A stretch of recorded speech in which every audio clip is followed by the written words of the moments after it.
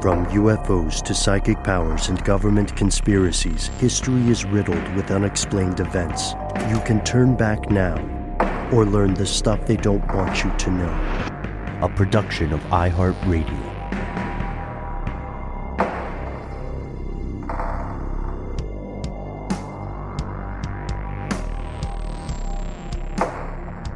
Hello, welcome back to the show. My name is Matt. My name is Noel.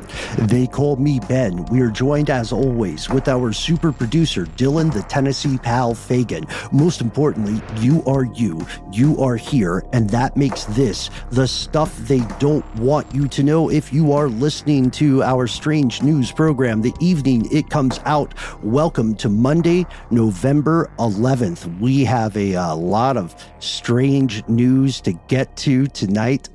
Thought maybe we could start with a little bit of good news for our cold open. Did you guys remember our earlier brief conversation about the mystery song that was played in Germany? I do not recall. All right. So decades ago, a German teen recorded a song that they heard on a radio, right? You know how listeners of a certain age might have a cassette tape that you use to record radio broadcast live. This has become the most mysterious song on the internet, and it was finally solved quite recently by a couple of intrepid researchers on Reddit. The name of the song, to spoil it, is Subways of the Mind by a band named FEX. And I don't know if you guys, just real quick for a cold open, if you guys are okay with it, can we play a brief clip of this song? I want to see if it's familiar. Absolutely.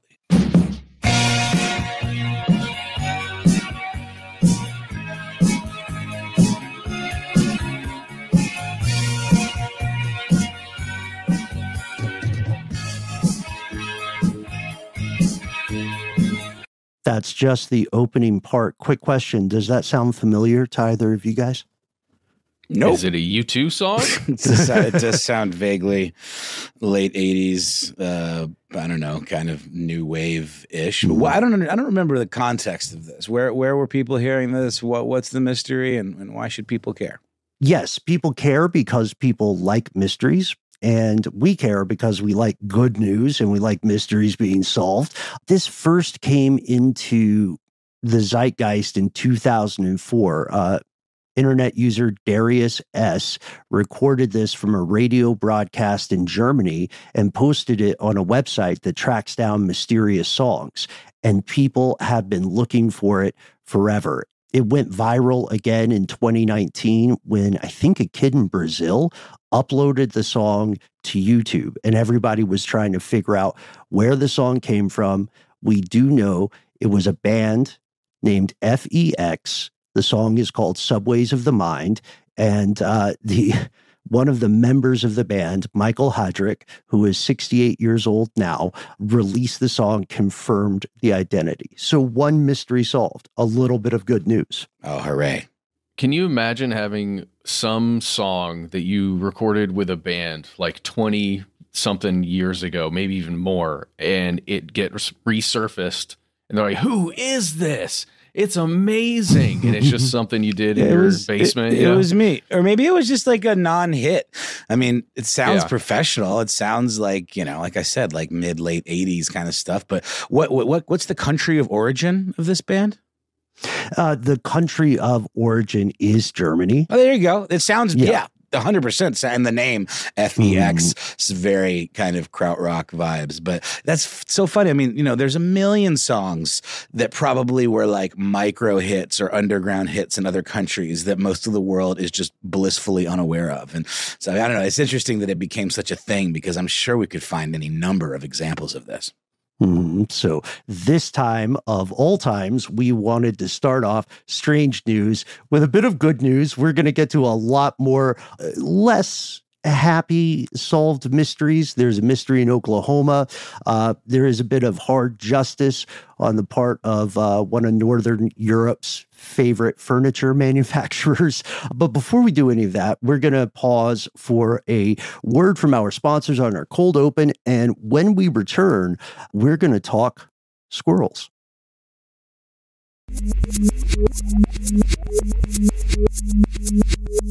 And we have returned with today's first piece of strange news. And along with it, before we get into it, I would like to put forth a theory, guys. I think that a viral internet squirrel may have swayed the presidential election here in the United States. You guys know about Peanut? You know, I've heard the name and I've seen it in headlines for a couple of days now. I have no idea who this character, creature. I don't know. Yeah, the squirrel doesn't necessarily have personhood, as is evidenced by the way the government treated it. But he does have a person, a quite beefy fellow, often shirtless, by the name of Mark Longo, who resides in a beautiful countryside part of, I believe, upstate New York called Pine City. It is, in fact, y'all, against the laws of New York State to possess or to keep, to have as a pet, what would be considered a wild animal like a squirrel. Peanut the Squirrel was rescued several years back when Mark witnessed its mother being hit by a vehicle, and the tiny squirrel, known as a kit, by the way, didn't know that. That's a thing I learned from a really great article on Vox by Alex Abad Santos, leaving little Peanut, who was nameless at the time, for dead, I believe with a piece of his little tail severed by the accident. Mm-hmm. Yeah, I know, it's sad. So Mark, who has a passion for muscles and tattoos and animals, scooped up the little guy and brought him home and nursed him back to health and kept him indoors in his home, which is quite a sizable piece of property. It's referred to in a lot of the reporting as a farm there in Pine City, New York. But the big part of the story, there's a couple, this is sort of a multi-pronged story, is that the New York Department of Environmental Conservation conducted a raid on Longo's property there in Pine City, New York, because of reports that Longo was keeping wild animals as pets. In this particular case, the wild animals in question are Peanut the Squirrel and Fred the Raccoon. Fred the Raccoon did not, however, play into the election results, I would argue. In conducting this raid, officers involved were told basically that there was a potentially dangerous wild animal or animals on the property. A big issue here is the potential for rabies. During the course of executing this, I guess, search warrant or raid or what have you, Peanut the Squirrel did bite one of the officers, which I don't know if it was that or if this was their intention the whole time, but let's just say for the purposes of telling a story, led to the officers taking Peanut and Fred away from the property. And unfortunately, I'm not quite sure about, I believe this is also the case with Fred.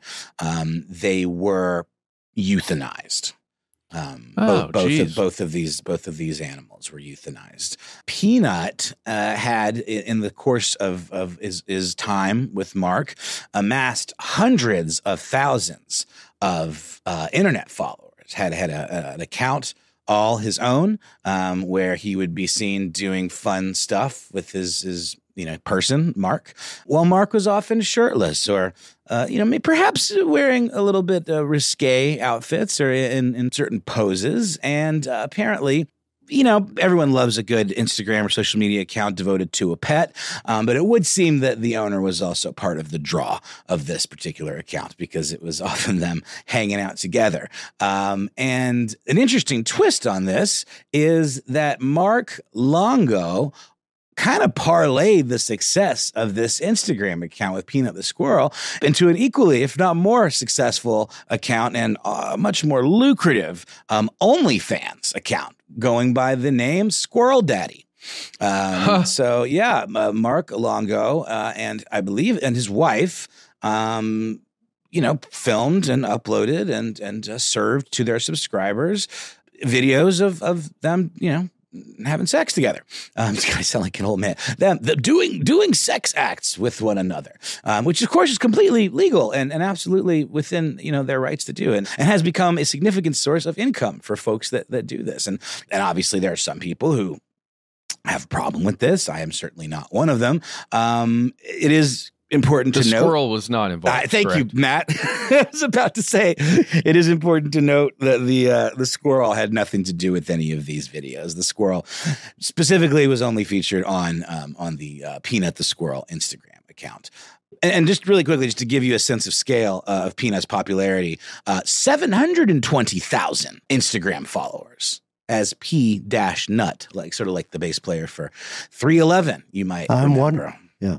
Just interject. Yeah. I only know about, to your earlier question you asked, I only know about Peanut because of the Instagram account, which I found endearing. And in Longo's defense, Noel, I am under the impression that he released the animal, he released Peanut into his backyard and did the right thing, tried to find a shelter. Peanut returned, which launches the saga. Absolutely, Ben. That's entirely true. He did make every effort beyond what you're even describing to seek out an animal shelter or refuge that would take Peanut the squirrel. But when none could be found who would take Peanut in, he decided to take care of him himself. And he, did feature him on this Instagram account. They're often posing together, doing fun, cute things. And he also was able to parlay his success on the OnlyFans account into starting an animal refuge of his own. When he found that there was no room at the inn for Peanut the squirrel and Fred the raccoon, he decided to take it upon himself and use some of his funds that he was receiving from all this internet stuff and open his own shelter, which I think is pretty cool. Mm-hmm. Yeah, that's incredible. The Peanuts Freedom Farm Animal Sanctuary. I do think it's a noble pursuit. It's a noble pursuit and an amazing name. And when the news came out that Peanut the squirrel had been taken, it was not initially released that he had been euthanized. There was quite a stir created on the internet, and a lot of people banded together and started a GoFundMe with the express purpose of collecting money that Longo could use if he needed to pay for legal defense to defend himself. And this is a statement from the DEC. On October 30th, DEC seized a raccoon and squirrel sharing a residence with humans, creating the potential for human exposure to rabies. In addition, a person involved with the investigation was bitten by the squirrel. To test for rabies, both animals were euthanized. And there's a pretty telling quote from the Vox article that I mentioned, where the author, Alex Abad-Santos, references something that one of his colleagues said, a colleague by the name of Karen Landrin, who's an MD with training as a physician and epidemiologist. She pointed out that it seems like the DEC may have overstepped a little bit or taken measures that were not necessary. She described them as over-aggressive. I'll just read from the quote from the piece. Longo had been raising Peanut in his home for over 7 years. If the squirrel were acting rabid, he would have had a short lifespan. The animal was also captive, she pointed out, and could have had his blood tested without being killed. Quoting an interview from the New York Post with Longo himself, he refers to the raid like this. They treated me like I was a terrorist. They treated this raid like I was a drug dealer. The raid apparently went on for upwards of 4 hours, close to 5 hours is what's being described.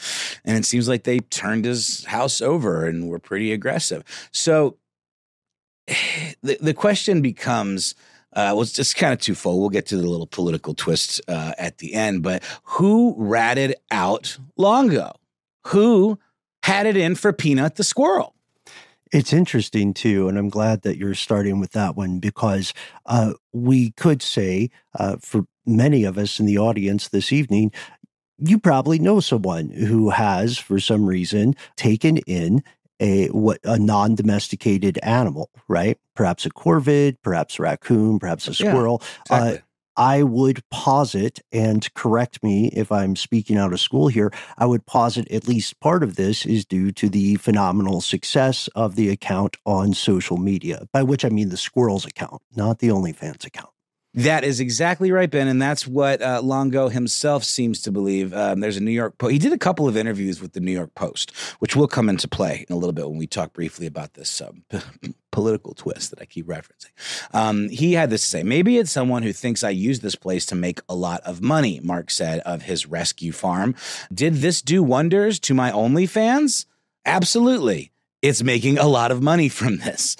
So he seems to believe that there were forces within the New York City government that had a problem with what he was doing. He says, I had my own kind of Squirrel Dad account, my own Instagram.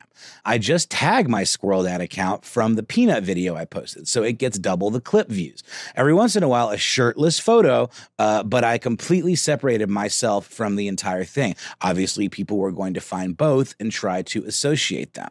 Whether or not it's somebody within the New York City government or it's just a prudish neighbor, apparently one thing that sort of tripped his spidey senses or his smell test when they arrived at his property, one of the first questions that was asked of him was, do you have any cameras on the property? Which he believes was a reference to, the adult material that he was filming there. He also mentioned that he and his wife sometimes babysit the neighbors' kids, and he wondered if someone felt as though he and his wife were exposing children to adult material, which I think it's, I hope as a society we're past thinking that just because someone, does sex work or someone, does adult content or something like that they are somehow unfit to do normal human things, like deal with children or like have children of their own. I just think that's a really outdated model. And certainly we know there are issues, there are problems with people who do take advantage of children. And we know these cases exist, but I do not think they are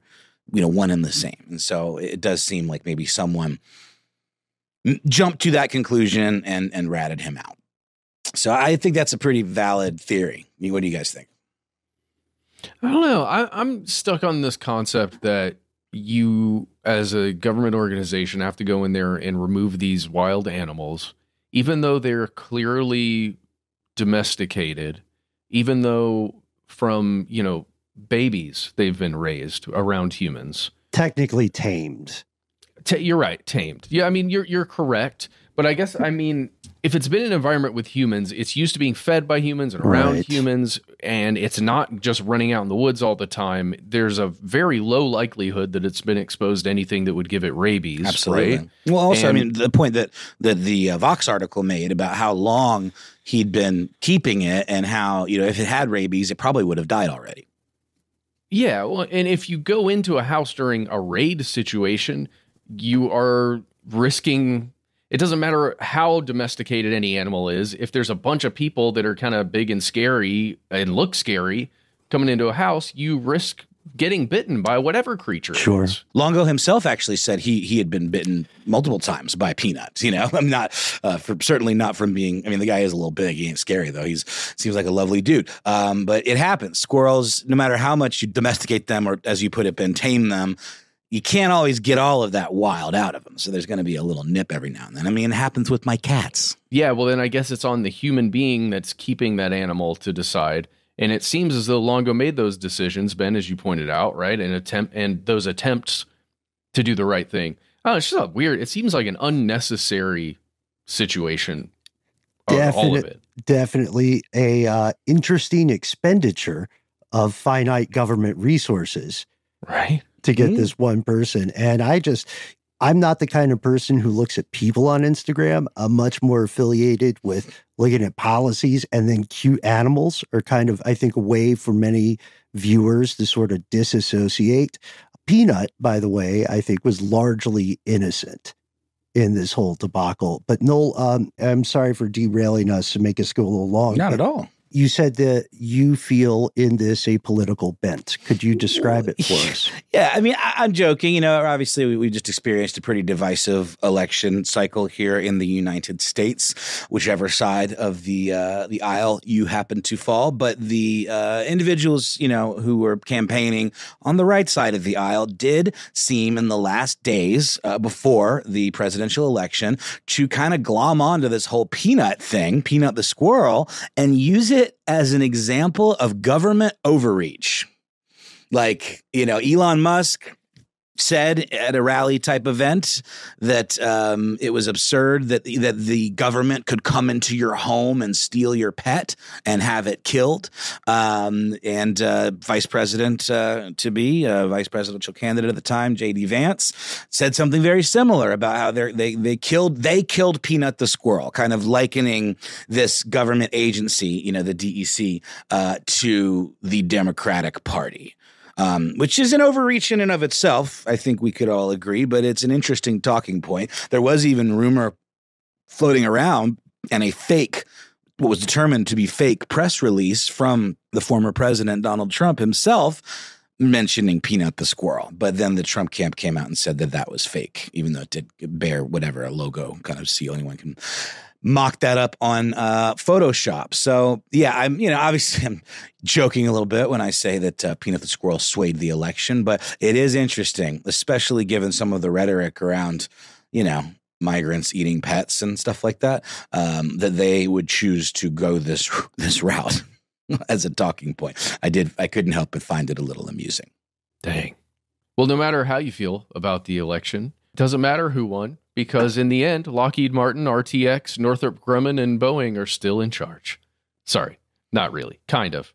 I couldn't agree with you more, Matt. I have never had a particular fondness for either side of the political spectrum. I just think the whole thing is rigged. So let this be an opportunity to put that out right now. And I think Peanut the Squirrel should be an apolitical issue. Let's just remember Peanut the Squirrel as he lived, wearing a cute little cowboy hat and hanging around with a big old bear. So with that, let's take a quick break, hear a word from our sponsor, and then we'll return with more strange news.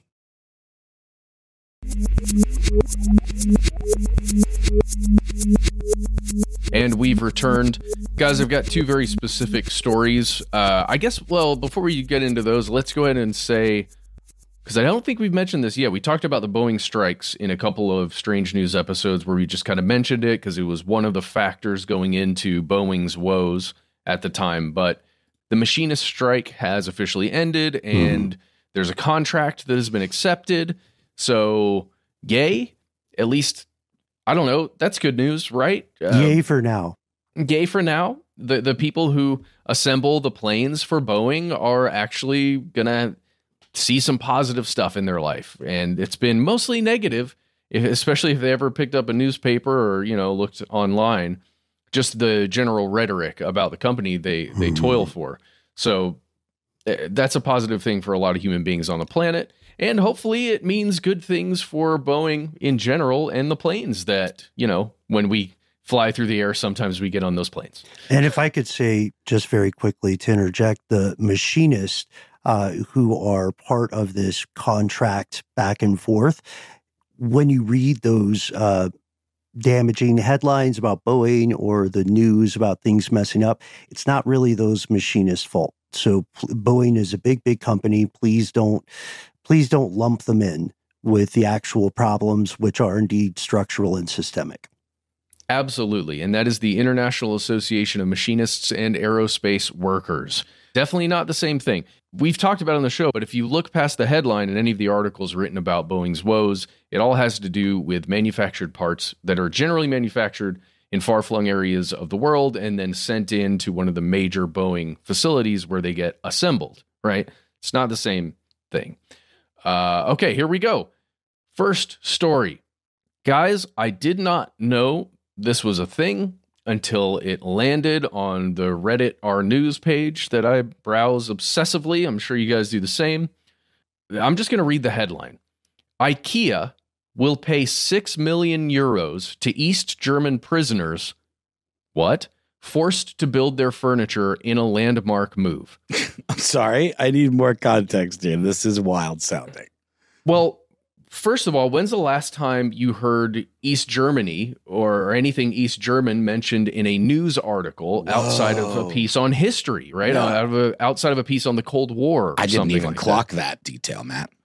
Yeah. But so that, first of all, you go, what? And 6 million euros, that seems like a lot, not a crazy amount for a huge corporation like IKEA, but I mean, that's a significant amount of money. Prisoners, what are we talking about here? I guess we can just start by, I don't know, do you guys just want to give a quick overview on what East Germany was, how it became a thing, and then why there would be a lot of prisoners involved in that state. We're talking about like East and West Berlin, right? I mean, with the wall.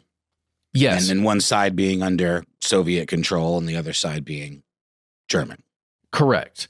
And in East Germany, there were a lot of issues. A lot of it had to do with the newly imposed government structure, the societal structure that existed on one side of that wall versus the other. And in the East German side, it was communist. That word is so strange, and it's been used and weaponized and manipulated so much, but it was the Soviet-controlled side of a split city and country. Yeah, just real quick, the name of that is the German Democratic Republic from 1949 to 1990, which means several of our fellow conspiracy realists listening tonight remember when the wall fell. And maybe got a piece of it.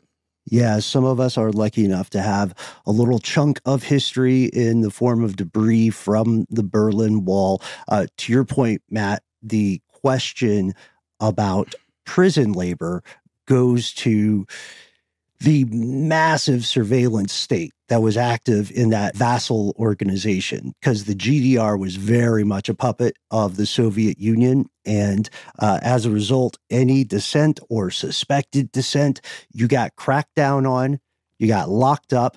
And just like here in the United States, when you get locked up, the labor laws don't really apply. So they'll put you to work. It's fascinating, that whole part of the story with the Stasi, like the secret police. And I was in Berlin a few years ago for the first time in my life, and with a dear friend, Frank, friend of the show. And we went to the Stasi Museum, which is actually housed in this compound in Berlin, which would have been East Berlin, where it actually, functioned at the time. It's like an office park, and they kept a lot of the furniture the same, and you can look. It's really cool. If anyone's ever there, I highly recommend checking it out. But they demonstrate and have on display a lot of the crazy kind of tradecraft spy gear that they used. And just one last point there too, to interject quickly, you can see the economic consequences of that Cold War divide even now.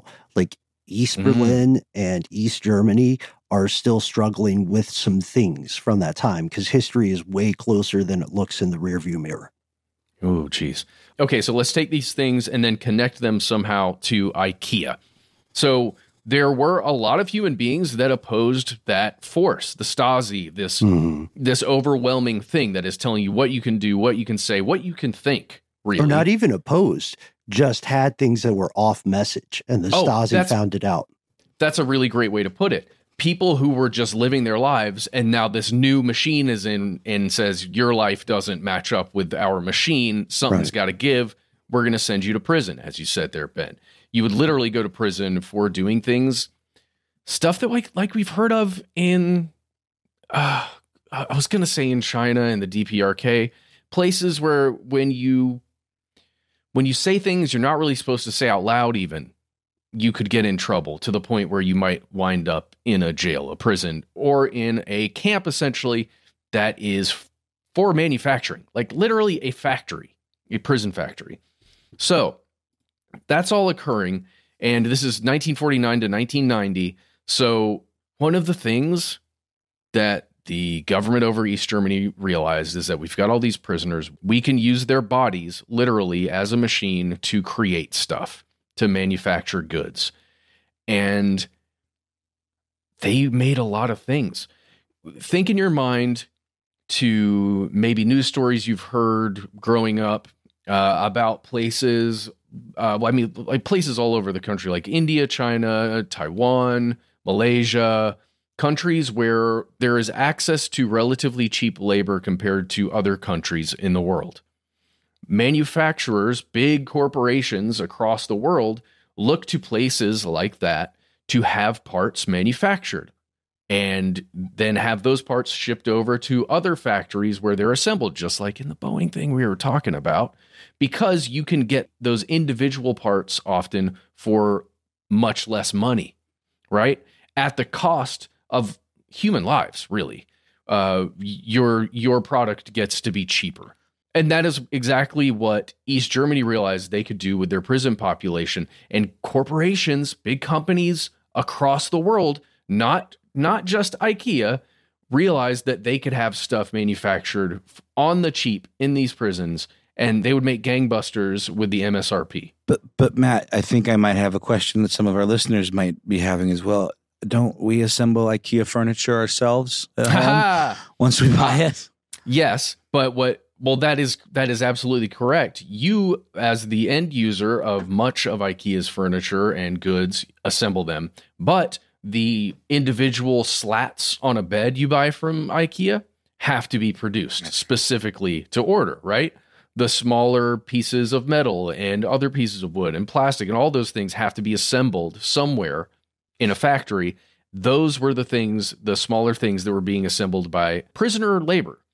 So it was a known thing that prison labor was used in a lot of these different companies, but other companies, especially like IKEA that has a long history, some of them didn't even necessarily realize that this had been occurring.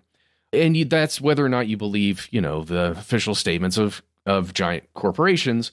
But IKEA especially said they were unaware of this until they were notified, and then they had Ernst & Young do a full audit of their company, full investigation, and they found that as recently as the 1970s and 80s, prisoners were producing furniture for IKEA. And that investigation only began in 2012, correct? Correct. Very recently. Well, fairly recently. And only now, after all of this investigation, is IKEA saying, hey, we're willing to compensate victims of this practice. But is there, maybe I'm barking up the wrong tree here, but in the United States, while it's not particularly a good PR look for a corporation to be found to be using prison labor, it's not illegal. So is the law, I don't understand what is creating this need to compensate. It just seems more like a PR debacle, but like we hear all the time about prison labor being used for private industry here in America. Well, it's not about it being illegal. Mm-hmm. At least if you listen to, folks from IKEA who are representing the company who are talking about this, and folks from the Union of Victims Associations of Communist Dictatorship, or the UOGK, which has also been quoted as something else in other places. That's according to CNN. Yeah, if you go to European sources or UK sources, because they're different now, apparently, you will see it also referred to as the Union of Victims Associations of Communist Tyranny. Got you. Oh, but the whole point is it's not illegal. It's like shame, right? Mm-hmm. It's like our company did something shameful. It's a PR thing. Yeah, IKEA is not legally compelled to donate this, what'd you say, Matt, 6 million euro? 6 million euros, exactly. It's towards a new government fund that's being established for compensation specifically for victims of East German dictatorship. And I'm not meaning to completely belittle the company of IKEA by saying it's a PR move. There's more to it than that. I've always found IKEA, as far as corporations go, I don't have much bad to say about IKEA. I think they're pretty cool. I like going to IKEA. I like their products, and it does seem like they pay their employees well. And I've never really heard too much scuttlebutt about, nastiness on the corporate level. So the cafeteria slaps. It slaps. The Swedish meatballs are so good. I still think the guy who lived in IKEA for a while is a ridiculous hero. Yeah. Shout out to you, man, for getting away with it. But also, internal motivations aside, whether or not this is a PR stunt, it is still ethically a good thing to do. Oh, yeah, I think so. I agree with you. And let's actually look at the words officially from IKEA. This is from Walter Kadner, who's CEO and Chief Sustainability Officer at IKEA Germany. This is a quote. "We deeply regret that products for IKEA were also produced by political prisoners in the GDR. Since it has become known, IKEA has consistently worked to clarify the situation. We have given our word to those affected that we will participate in providing support. We therefore welcome the implementation of the Hardship Fund and are pleased to be able to keep our promise." Which is kind of cool. I think it's really cool. as far as corporate acts go. You know what I mean? It does seem pretty relatively humanitarian. We made a mistake. We're going to make it right. Yeah. And it is weird, too, because in those prisons, guys, it's not just, political prisoners that opposed the thing. It's also people that likely should have been imprisoned because of crimes. So it's like it is, it all becomes a very, a complicated situation. The thing that we need to keep in mind and to think about for future episodes and maybe updates, guys, is that according to Rainer Wagner, who is the UOKG chairman, that's the organization that is, looking into this stuff and trying to figure out which corporations were doing this. He says, this is just the tip of the iceberg. He's saying that there are a lot of other companies that benefited specifically from this prisoner labor, and others need to at least be thinking about it. And let's also point out, folks, we are well aware. I don't think we did an episode on this or even a conversation in Strange News, but we are well aware that the founder of IKEA was an absolute genius at dodging taxes for a long time. And for a time, he was the 8th wealthiest person in the world so far as the public knew. So we're not saying IKEA is perfect. We're saying it appears they did the right thing in this instance. Is that fair to say, guys? I think so. And I was just going to say, I mean, by many metrics, the ability to figure out ways around paying more tax is considered, good business. I'm not saying I agree with that, but that is certainly a perspective. And it's certainly not illegal unless it's done illegally, which is called tax fraud or tax evasion. There we go. Guys, there's another story here that I wanted to talk about, but we don't have time. So, and guys, I think I saw a listener mail message come in about that. So why don't we save that for our listener mail episode? I thought I saw a putty tat. It has to do with some weird resignations. We'll get into it. For now, let's hear a word from our sponsor, and we'll be right back with more strange news.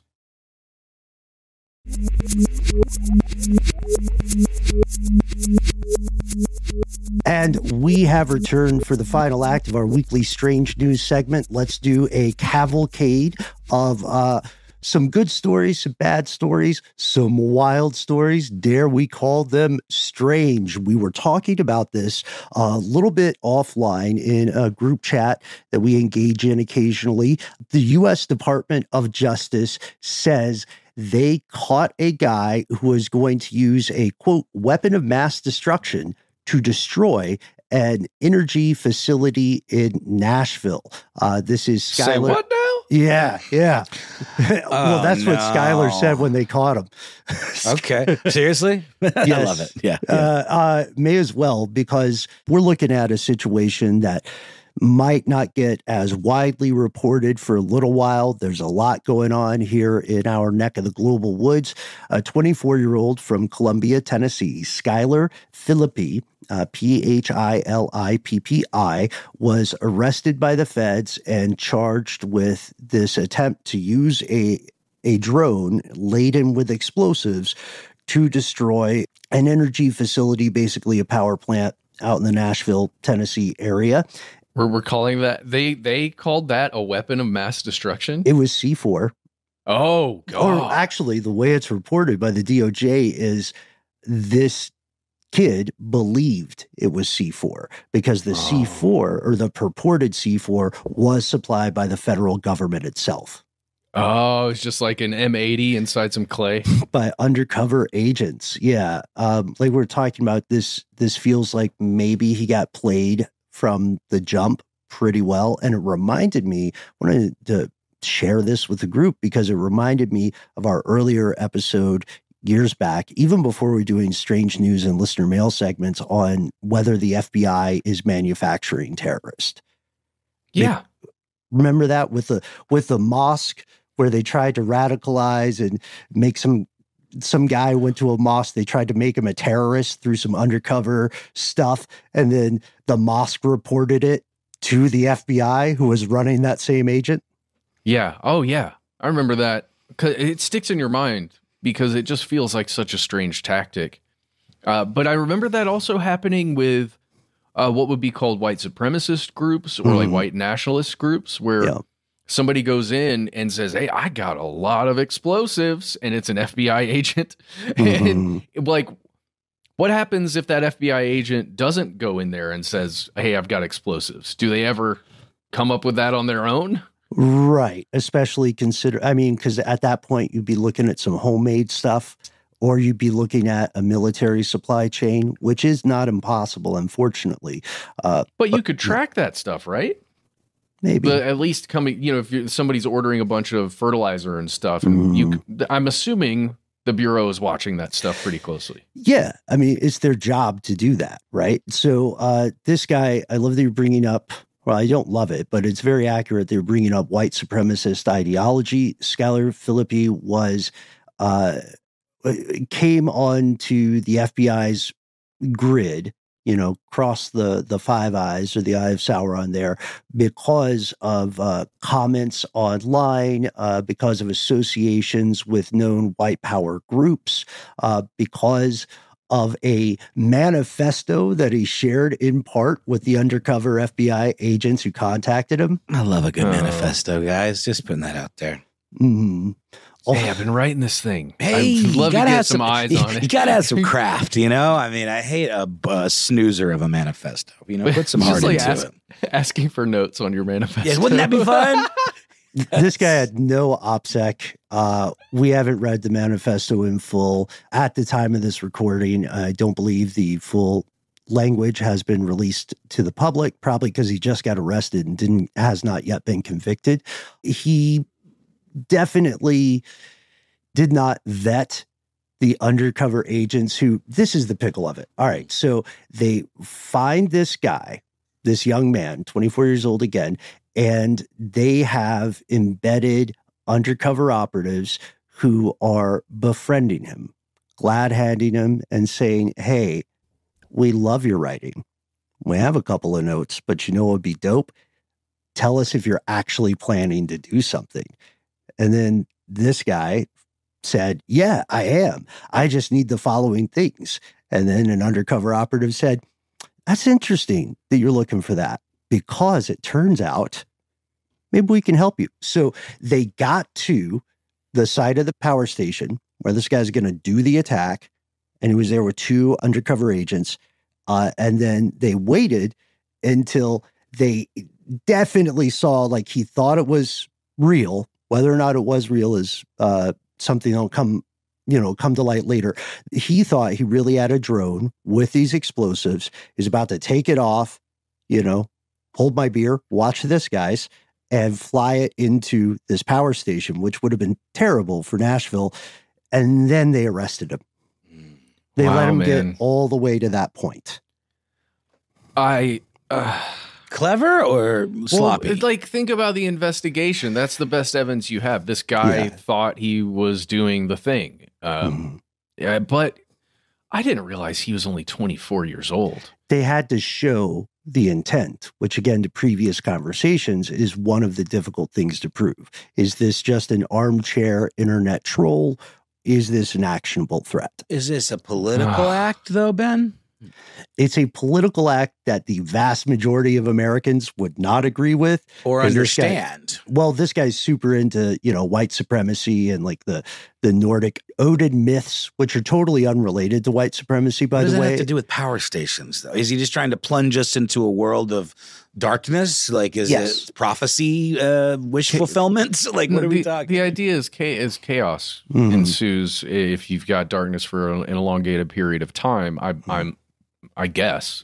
Yeah, the idea is chaos. But that affects the white people too, y'all. I don't understand. It just seems very misplaced, I'm sorry. I don't know why I'm trying to identify with the motives of a seemingly mentally unwell person. But it's interesting for that to be mentioned because it shows us the dearth of long-term planning for that kind of thing. Because a lot of times in these sorts of groups, the plan will be to create chaos and then know that your in-group can have their compound or their safe place for some sort of time. And then it's just, I don't know. Well, yeah. Is it creating a diversion where you then do a second thing, or is the first thing the only thing? You know what I mean? That's interesting too, because if you were operating in a domestic terrorism kind of apparatus, then you wouldn't want everybody to know what everybody else is doing. So maybe this kid was a pawn in a larger plot, which is quite possible. We know that bomb threats have been called in across multiple states in the U.S. quite recently, and a lot of those have been traced to, surprise, Russian email domains. This also comes from the FBI. Also heard today, a little bit unrelated, but related, that there were some attempts at voter disruption or polling place disruption, calling in bomb threats that were traced back to Russian operatives. Mm-hmm. Yeah. So what we know is the FBI, in advance of this election, which was for any non-U.S. conspiracy realist, it kind of took over the news for a second. In advance of this election, for many different government positions, the most notable of one, which would be the President of the United States, the FBI said that there were bomb threats targeting polling sites in multiple states that appear to be, first, non-credible, but two, effective enough to interfere with the voting process, and three, pretty much coming from Russia. And this happens in step with weaponized social media and AI. It really, like, without getting too ideological, if we're talking about the operational aspect of this, we have to acknowledge that this kind of interference is going to continue, not just in the U.S., but across multiple countries in multiple ways. China's big in the game. We know a lot of the Russian money hasn't stopped in terms of, like, be concerned about elections in Central Europe, for instance. Be concerned about elections in Latin America. These conspiracies are real. Yeah.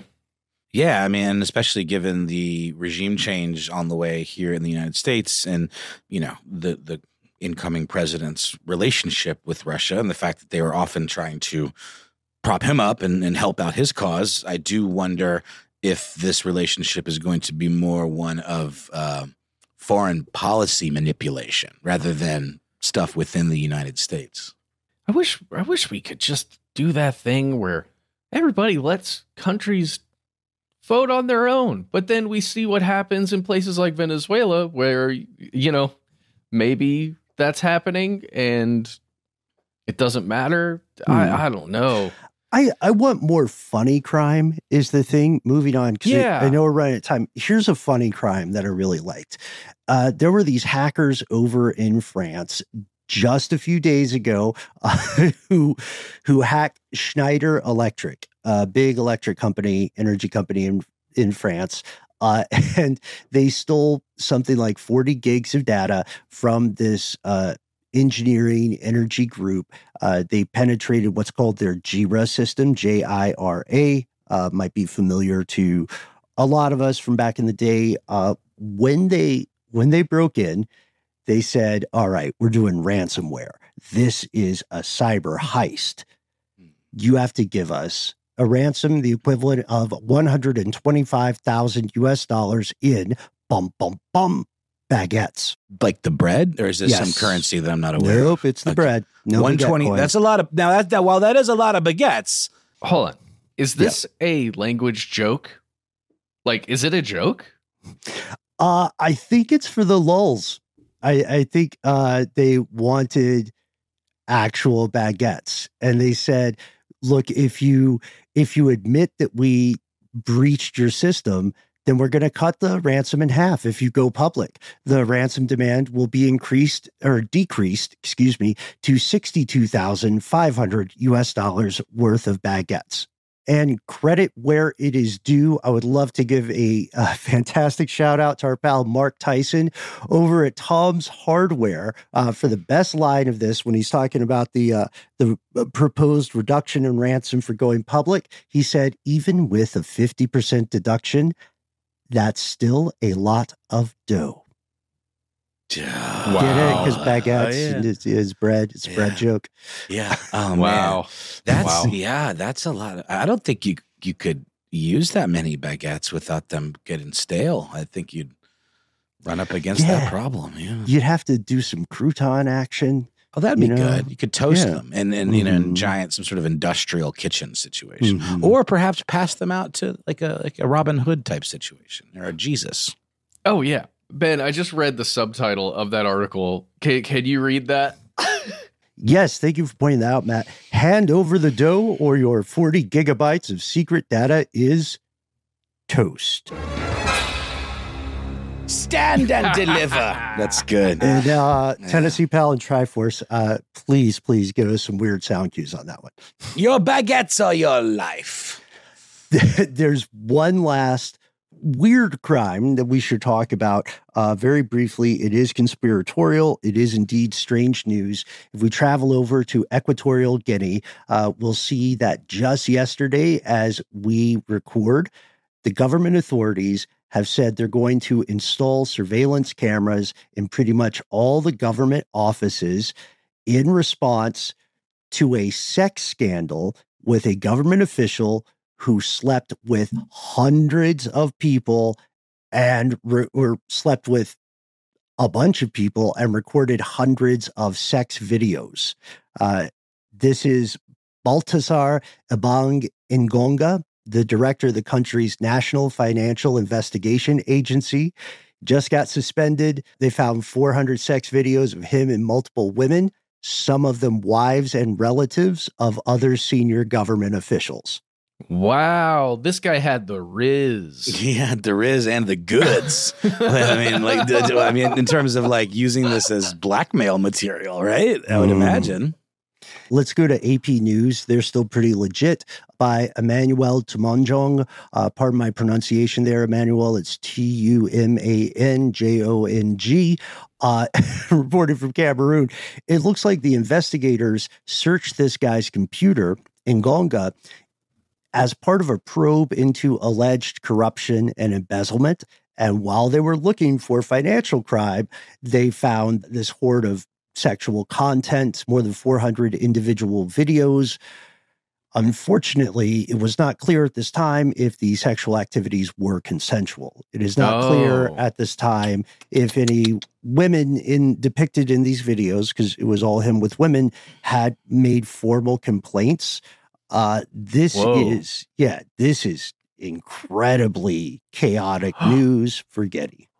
Because he's the National Financial Investigation Agency. So potentially, and this is full speculation on my part, he could be looking at, let's say, the husbands or the family members of some of these women and saying, hey, I've got dirt on you. Right. Oh, wow. Yeah, exactly. And we also know, as this is still developing strange news, we also know that the prosecutor general, speaking in public about this, Anatolio Nzangima, said, quote, the authorities want to establish whether the man deliberately used these relationships to spread a possible disease among the population. What? Right. Yikes. Yeah. And this is where we get the surveillance cameras. This is where we know that a lot of senior officials are incredibly upset. The vice president's office recently said this denigrated the image of the country. These videos also flooded social media. Telecom companies have been asked to, quote, curb the spread of this media.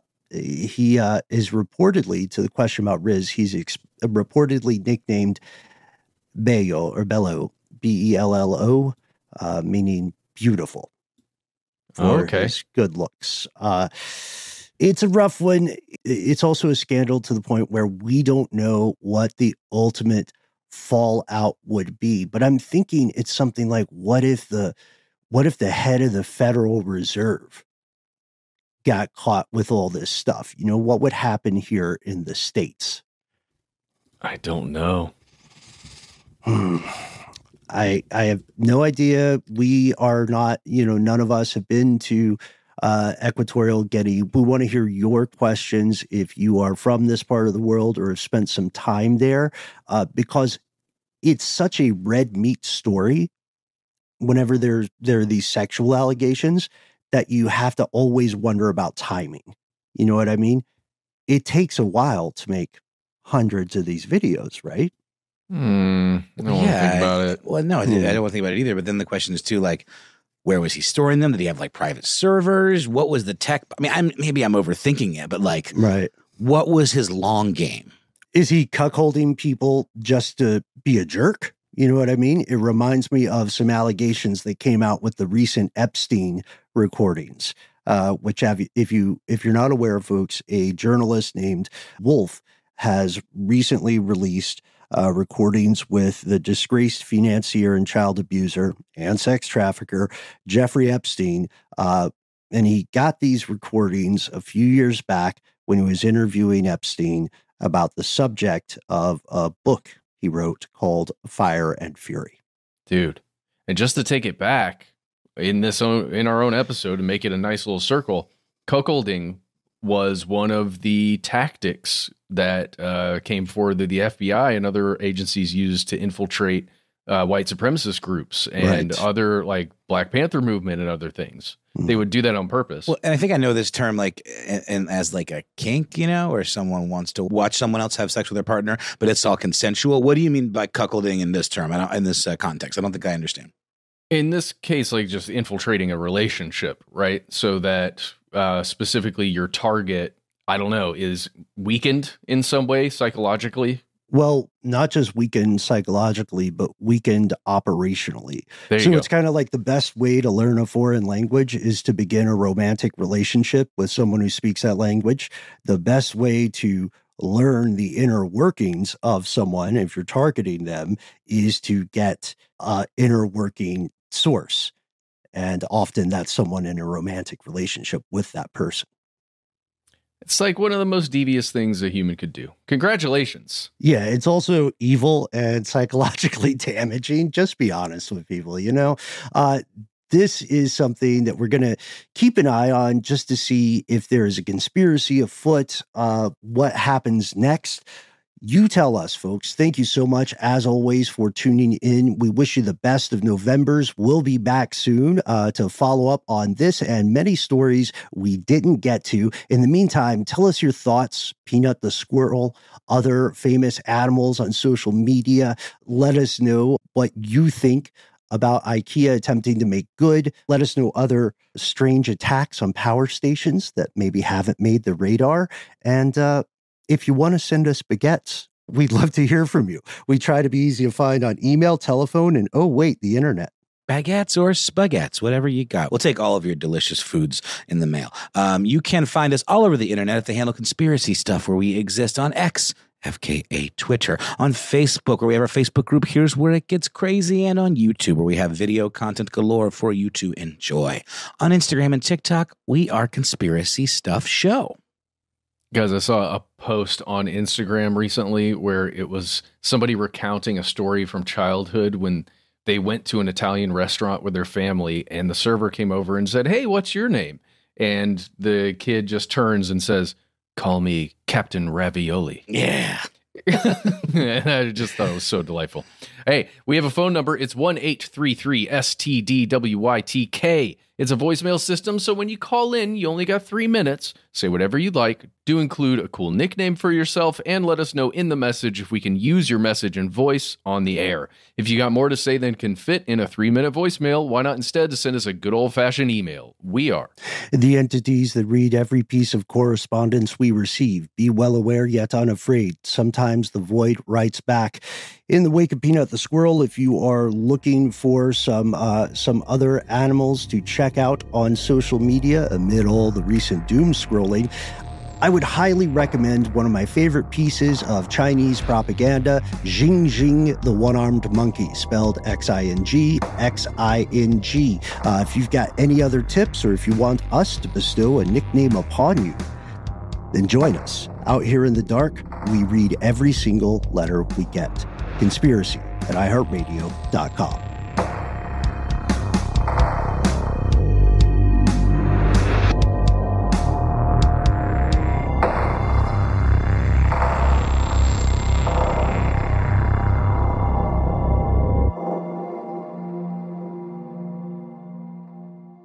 Stuff They Don't Want You to Know is a production of iHeartRadio. For more podcasts from iHeartRadio, visit the iHeartRadio app, Apple Podcasts, or wherever you listen to your favorite shows.